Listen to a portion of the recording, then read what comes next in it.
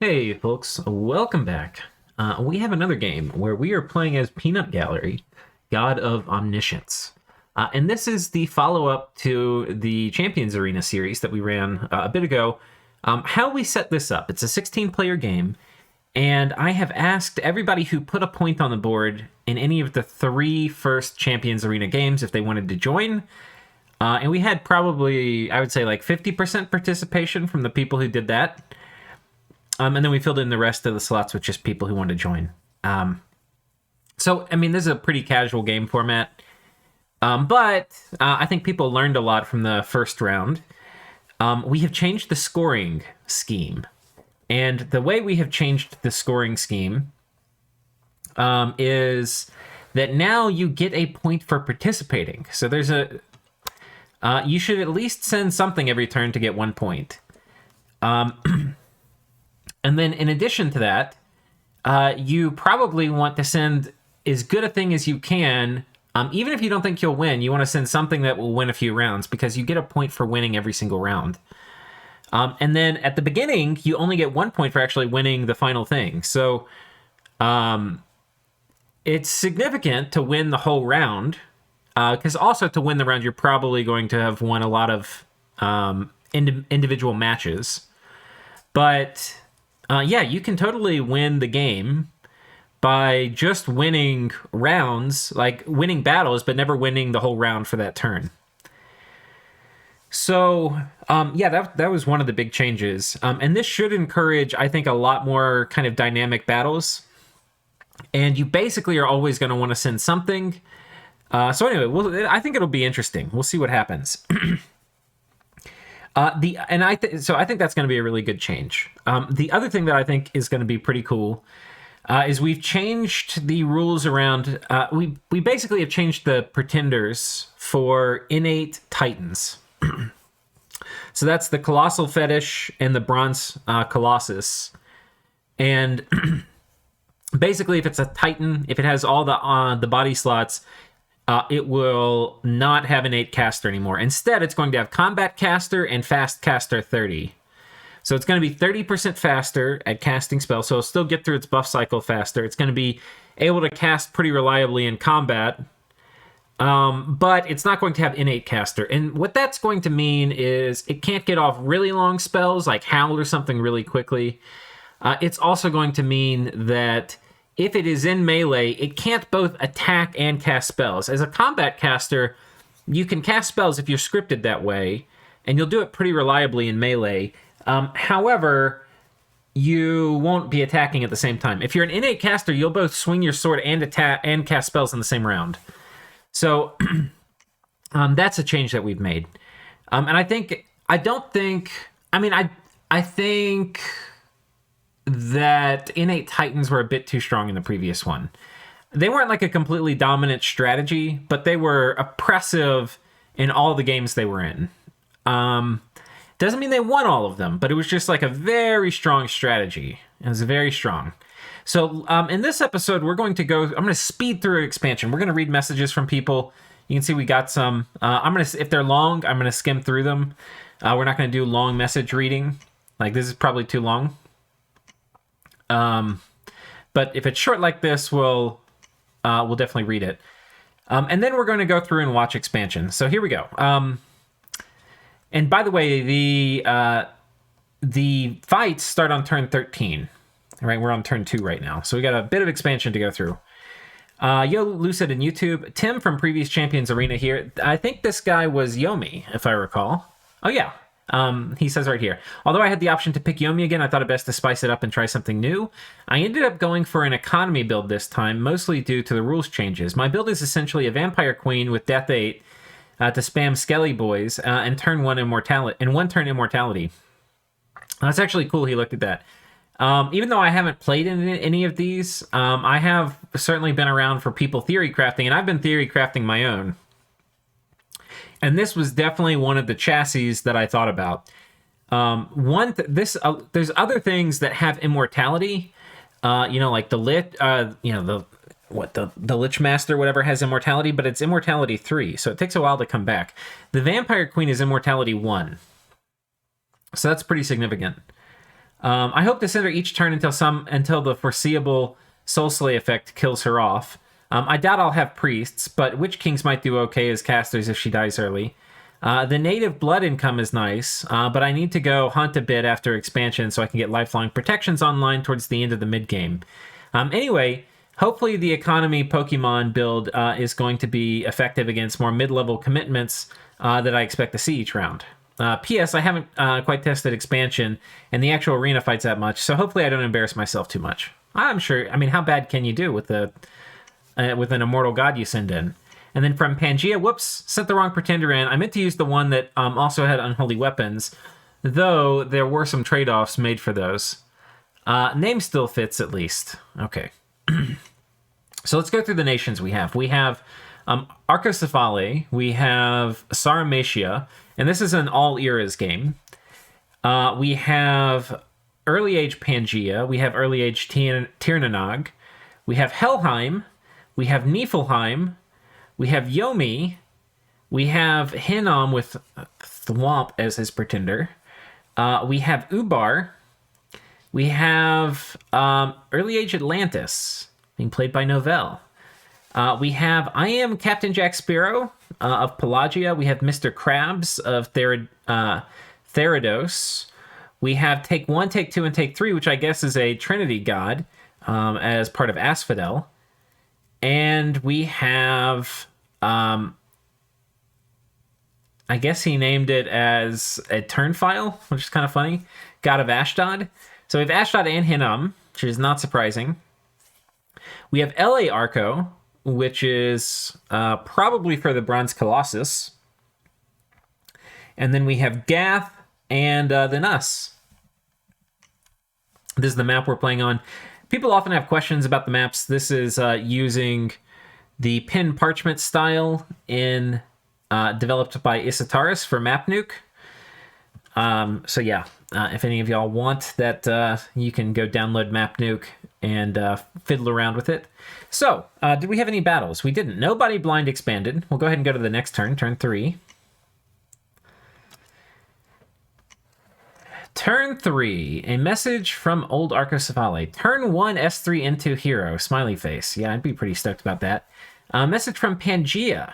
Most of my surrounding land is pretty poor. Strangely, the Barb province is my best, is the best my dominion sees right now. I have relatively easy provinces, but I'm going to want to look for lucrative provinces beyond my cap before someone else claims them, and my scales burn them down too much. I guess Pangea went a real hellbless. And then a message from Pelagia. Of course, the one time I didn't have much time to plan is the one time I get a top pick, thus limiting the time I had in the first place. Not wanting to hold the game up too long, I found a nation I thought I could do some fun things with and went for it. After paying closer attention to the rules, having a big pretender might not be the best plan, but we'll see. I went with the Kraken with a ton of paths to have a lot of options. Also went higher in nature than I need at all, but having personal region on the Kraken is going to be important, and I think when the god dies, they're most likely to lose a path in nature. It's something like an 85% chance, so I want to be high in nature so I can afford to lose 4 paths and still have nature 1. That's a good point. Right now I'm going to beeline for 181. Okay, he's telling us what we'll do. We'll see. So, we'll just watch some of these. I don't want to do it from that menu. So Pelagia expands here. He's got the Kraken. We'll take a look at what paths he got. Oh, this is a rainbow Kraken. Oh my goodness. Not very high astral, so it could be magic dueled. It could be hilarious. It does have very high nature, some amount of death. Not sure what the death is for. I mean, this allows you to soul vortex and some other things. I mean, it's a lot of paths. You can do a lot of stuff with that. He did kind of take a little bit of a beating here, but the Kraken we're also playing with capital recuperation, so all the gods will be able to heal in their capital, but the Kraken comes built in with recuperation, so it has it even outside the capital. Coming down, we have Therados expanding with some ghosts, no problem. He has, Crabby Claws, the Protogenos of the sea, so that's really cool. I believe this guy can teleport as his form of movement underwater, so that's very cool. Very, very cool. So that's Therados coming through. We've got Atlantis just expanding with this starting army. In his capital, we see a Grand Hydromancer. So he went for a rainbow build, it looks like. And Early Age Atlantis has some of the better super combatants in the game. I would say they're kind of inferior in some ways to like Melquarts, but in other ways they're more versatile. They have, we'll take a look at these guys real quick. They have earth and water and fire. This opens up some kind of interesting things, like they can do Phoenix Pyre in the late game, but they also can go like quickness and strength buffs if you want them to just be super killy. And then... yeah, I mean, the earth buffs for protection are pretty obvious. So, yeah, they're pretty good. And then verse some things, like Skelly Spam, Fire Shield can be really clutch, too. So, you know, they have a fair number of things they can do. A lot of times you're just going to do, like, the earth buffs, like Iron Skin and Temper Flesh, and then call it a day. But we'll see. They also have Basalt Queens, which are pretty cool. So anyway, that's Atlantis. Coming down, we have Ubar. Ubar expanded over here. Lost his commander. That's going to be a bit of a zinger for him.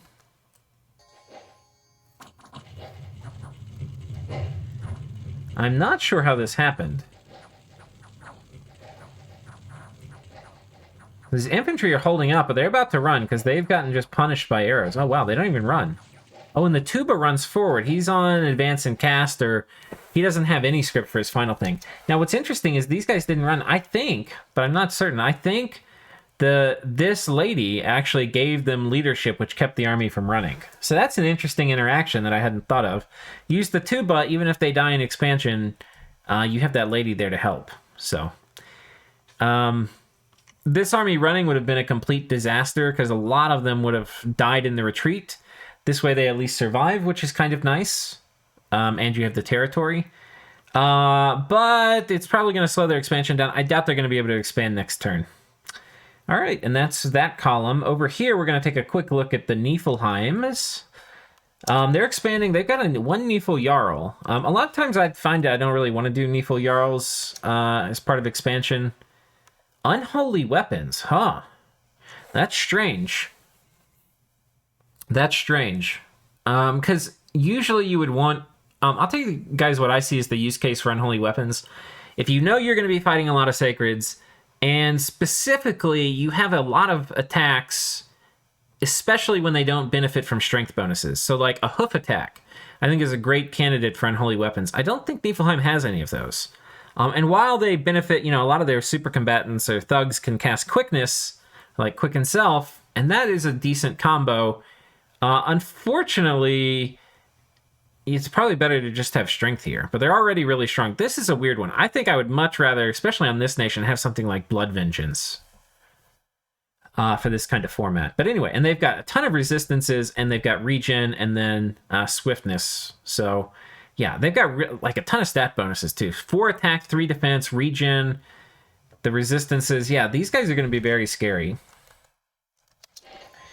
Not sure about Unholy Weapons, though, but we'll see. Yeah. One thing you always have to be cautious of is that a meta evolves, and people kind of are like, okay, Unholy Weapons is bad, but that doesn't mean it is. All right, it's just people think that. And I always love it when somebody comes along and they're like, okay, I don't care that people think it's bad. Now, this is a very different game format, too, so what's bad in the normal game may be good in this. But yeah, anyway, that's Nephelheim. They expanded. Okay, Helheim is expanded. Let's see if we can see their bless. All right. Ooh, these guys are very quick. We definitely have some swiftness here. Oh my goodness. All right, Grippa, I hope you're watching. This one's for you. Combat speed 82. They've got quickness and they've got swiftness times 2. And then with a little bit of strength and a little bit of attack skill, these guys are frightening. I mean, look how fast. Oh my god. Holy shit. All right, watch this, boys. Watch this. They did this last time. Somebody did this sort of last time with Helheim. But this is normal speed. I'm not fast forwarding. Look at that. That is so fast. It might as well be teleport. And then That was actually very effective. I could see this being done in a real game. I'm not saying you should, but I'm just saying that was remarkably effective. I mean, they teleported basically on top of those archers. All right. That's exciting. Mad props to Helheim here, doing cool shit. Yomi. They've prophetized this dude. He's going to run in. He's an air death random. He's got some demons. And they do pretty good here. I don't think they probably took hardly any losses, yeah. Very clean. Oh, we have a failed expansion here from Gath.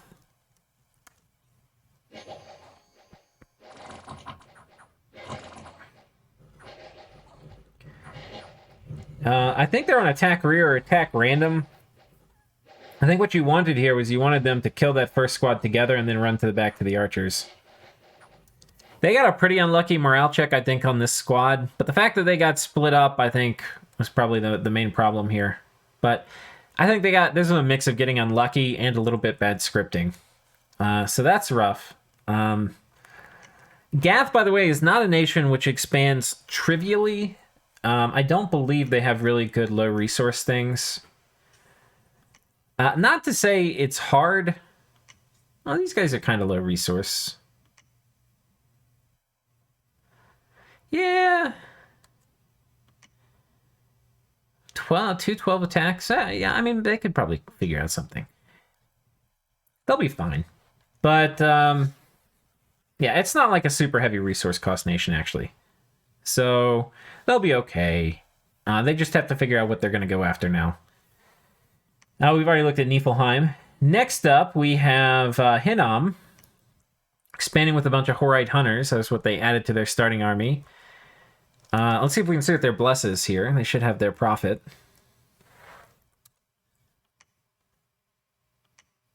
Oh, nope. I guess they're waiting to profit a Melkort. That makes sense, actually. But they expanded successfully. Asphodel expanded successfully. Ashdod expanded successfully. Let's see if we can see their bless. They went attack and larger in defense and swiftness. So it's 1 defense skill, 2 swiftness skills. Huh. I wonder how they're planning to use this. I wonder if they're gonna do the same thing with putting like a bottle or whatever that gives them the blessed effect, and then having them just run in without any buffs.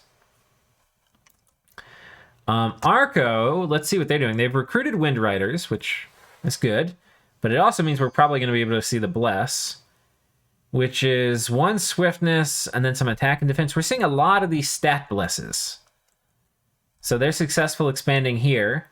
Over here we have new Arco. They've got some Peltasts. That's nice. Oh, they double expanded. They also won the Mercs, which were these Hoburgs. So that's pretty clean. They mop up those barbs. This is TNN, and they're doing pretty easy elf expansion. Pangea coming through.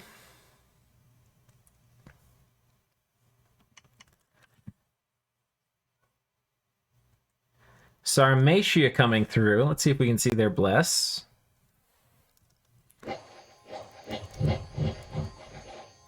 Really going to try to get through expansion pretty quickly. And we're back to this. So let's go ahead and go to the next turn, which will be turn 4. Oh, we don't have turn 4, so we're going to skip that and go to turn 5. And I don't think the bot sent it to me. There's going to be no way to get that. So if you sent me a message on turn 4, sorry guys. A message from Pangea. In my intended final build, I dropped nature on my Pretender God entirely in favor of Unholy Weapons and 1 less swiftness. Now, Pangea, I think, is a copy... I mean, not copy. It is a candidate for Unholy Weapons, because they do have a hoof attack. However, for Pangea, they're usually going to benefit more from strength. Because it's not a normal hoof, it is a centaur hoof. And centaur hoofs benefit from strength, unlike if you were just, an Ekit or something from, like, Early Age Airmore. Most cav don't benefit from strength for their hoof attack. All right. That also gave me 3 Dominion score rather than 1. So playing this is a bit of an adjustment. Unlike cap circle, there's some money to be had in provinces 2 from my cap. Luckily, maybe I'll get lucky and water dudes will look somewhere else. We'll see. Okay. Message from Ashdod. A few notes might help as a preview of things to come from this sector. Zanzumen are perhaps the best skelly spammers in the game as far as arena combatants go, due to paths not being very squishy and getting Repheim long dead that come with fire resistance, among other things. A lot of things I saw in the arena series I think will struggle against this, considering the performance of the Hagadrat skelly spammer. Yeah, I think one problem with skelly spammers is you have to worry about like people that just run at you. Like turn 1, that with the quickness stuff, that's one thing. And the other thing is some things are going to be immune to skelly spam, in which case they can time out. So that's going to be another thing. The add-on, meanwhile, is a decent super combatant chassis. Not the best, but decent.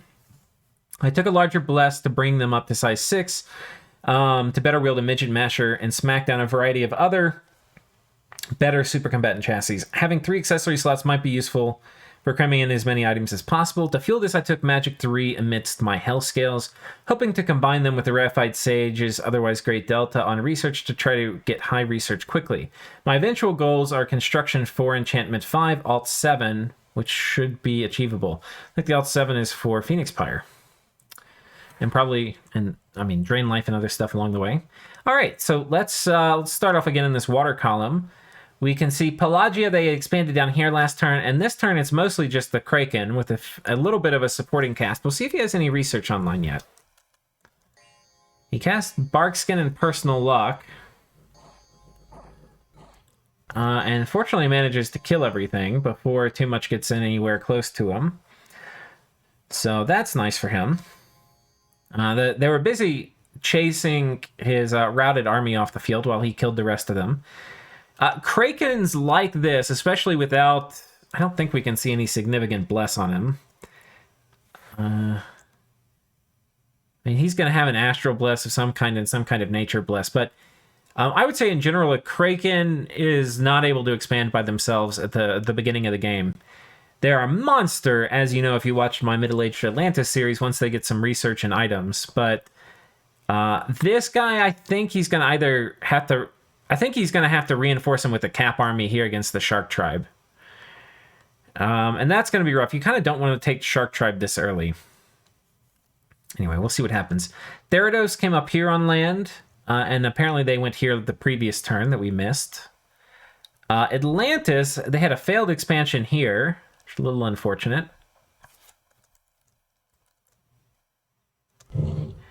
Yeah, Shamblers are pretty good. Especially when they outnumber you like this, so... rest in peace, Atlantis Army. That's going to be a bit of a zinger for them. Coming down, we have Ubar going ahead and securing some of these border provinces here. So that's that. And we've done that column. Coming over to Nephelheim. They have expanded... Oh, they've got some long dead. That's pretty clever. It looks like they're doing some reanimation at home to help jumpstart expansion, which is kind of cool. I don't believe we see an expansion this turn, though. Coming down, we have Gath finally breaking out of their cap circle. If you remember, they had a failed expansion previous turn, and I don't think they were able to expand the turn before that, but they got some mercs here. They're going to go after these barbs. It looks like they have 2 merc companies. Yeah.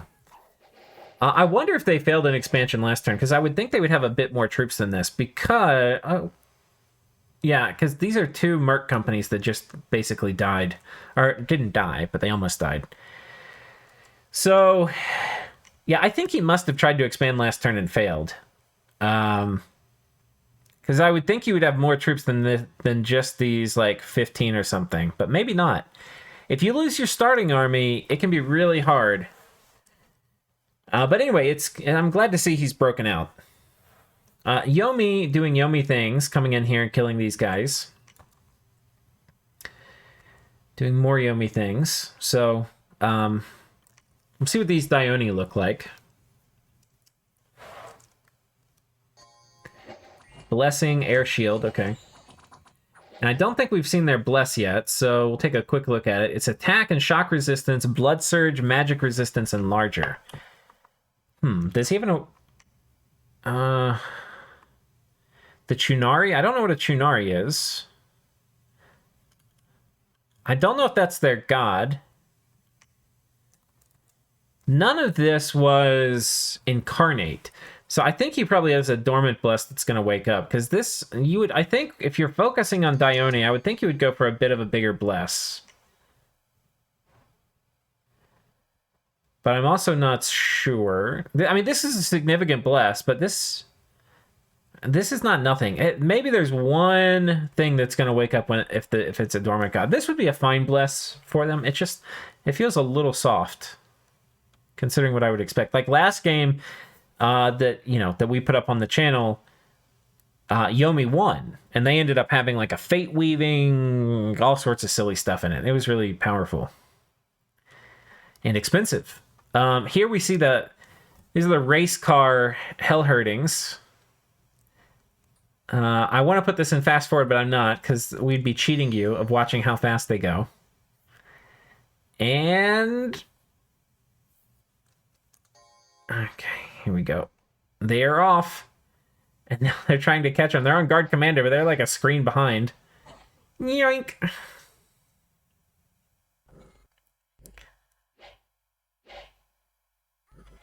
Oh, got your commander. How much defense do they have? 27. Oh, you got disease, though.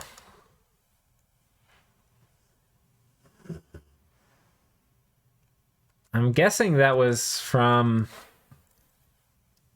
like, last turn or something? Maybe he got hit? Yeah. Hard to tell, though. He has death scale, so it's hard to know if there's actually a death site here that gave him disease. But he expands here, doesn't lose much, loses one hell hurting. It's looking like Helheim might be the biggest. They expanded 3 times this turn. This is without mercs or anything. So they're expanding like gangbusters. So anybody neighboring Helheim's going to have a bit of a... They better be right on top of their expansion game. Okay, and we've done Nephelheim, I think. And that is going to bring us over to this column, which we can see Arco going for it. Okay, they're pinging this to see what's here, which is pretty smart because there's, a bunch of long dead horsemen and a necromancer. It's going to be a tricky province. They take this with a few wind riders and a little bit of other stuff. Here, a crew of wind riders coming in, clearing things out. So just 2 expansions this turn. I would say Arco should be able to triple expand by this turn, but they're doing fine. They'll probably triple expand next turn. Coming south, we have Ashdod expanding over here, not losing much. I can't remember if we've looked at their bless or not, but they do have an Anakite here. Oh, we have, I think. Yeah. So there's that. Here they got... I wonder if this guy was making... This was probably picking up troops, the commander. It'd be really sad if it was building a fort, but I don't think so. It's a pretty high-income province. There's a chance. So Ashdod rolling some of those Misfortune 3 scales. Or Misfortune 3 dice. Gets a bad event. Oh, Asphodel went for Titans. A Trinity Titan. These are the Titans of the Crossroad. That was kind of cool. I was thinking it was probably the gray ones when I saw he had a Trinity, but maybe it wasn't. Or, I mean, clearly it wasn't. It was the Titans of the Crossroad, which are a really cool chassis. They're really strong. They are really strong. This is going to allow him to send his god in, and unless all 3 of them are dead at the same time, then they can, he's not going to lose his bless or anything like that. Have we seen his bless, though? Let's take a look. I don't recall. Unholy Weapons, Magic Resistance, Undead Regeneration, Berserker. I think this is good. I can't remember. I think the Unholy Weapons will work on the Vine attacks that they get on some of the dudes. I don't think... We'll look at those later. But basically, it's going to be the Carrion Lords, the Twiceborn form of these guys. They turn into basically like carry-on lords, and I believe they get Vine attack, but we'll actually see. And also, if he gets the Etten, so he took some luck scale, so he's trying to get the Etten hero. The Etten hero also has like hateful vines or some other vine attacks that are really strong. And Unholy Weapons is going to work really well on those because, again, it's something that doesn't benefit from strength. And I think you may even have multiple attacks from them. So I think it's a pretty cool idea taking Unholy Weapons here. And then also, you know, well, I was going to say like your Minotaur, your Centaurs have hooves and stuff too, but those benefit from strength. So anyway, Asphodel doing fine, but only a single expand here. And then here we have Hinom with what looks like a single expand as well. Just losing a tiny bit of stuff. And that's that column. Coming over here to Sarmatia, they've attacked over here, but have been... Oh no, they pinged this Heavy Cav to see how much Heavy Cav is here. That's pretty smart. They are getting what looks like Raiders, which are... Which one are the Raiders? These are the Raiders. So very low resources with a composite bow and a spear and a buckler. Yeah, okay. I think I would probably opt... I mean, these guys are... What's the resource cost? 12 versus 34? Yeah, you can have almost 3 of these guys. Maybe I would do the Lancer instead, though. 15 defense versus 15 defense. Same protection. I kind of don't like having the bow, though. These guys look a lot more heavily armored. They're not. They're the same armor.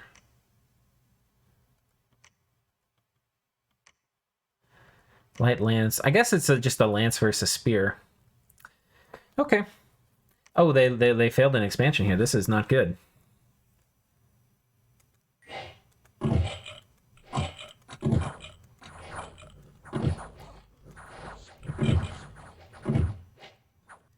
I think you have these. I think that's why you want the other guys. Like, just the spear's not very good, and the crossbow. I mean, the composite bow. A lot of indies have shields, and if they have shields, it really just does. It makes normal bows not do much. This is going to be real hard for them. They've got a bunch of raiders. I think they're going to really struggle in expansion. But you can lose. You can totally fail in expansion and then be fine. Well, no, they've got... That was the second party. Okay, they've got this one up here. They expanded. And they have Lancers here. So we'll see how they do. There's a world where this works. I think they just needed to make the Raiders attack, to be honest. But anyway, we'll keep looking. So Pangea down here. And we'll remind ourselves again, we're going to remind ourselves a lot what the blesses are. Quickness, ooh, that's very spicy. Defense, combat speed, and poison weapons, interesting. Okay, again, all the weapon type things do well when you have multiple attacks, which, Pan kind of does. But I don't know, strength is probably better. Hard to say. Okay, so anyway, that's Pangea. Pinged this. TNN doing elf expansion down here with Tiwatha Warriors. And they have as their bless attack, cold resistance, defense 3, magic resistance 3, 2 HP, blood surge larger. Okay. Pretty good amount of stats in that. Pretty good all-around bless. Nothing super crazy, though. And we have new Arco continuing to expand. So that's the late age Arco. Ubar, we've already looked at them. They're expanding fine. And I think that's it, guys. I think we have done it for this round, so tune in next time. We probably only have 3 episodes of expansion to do, and then we'll be in the actual arena part. So see you guys then.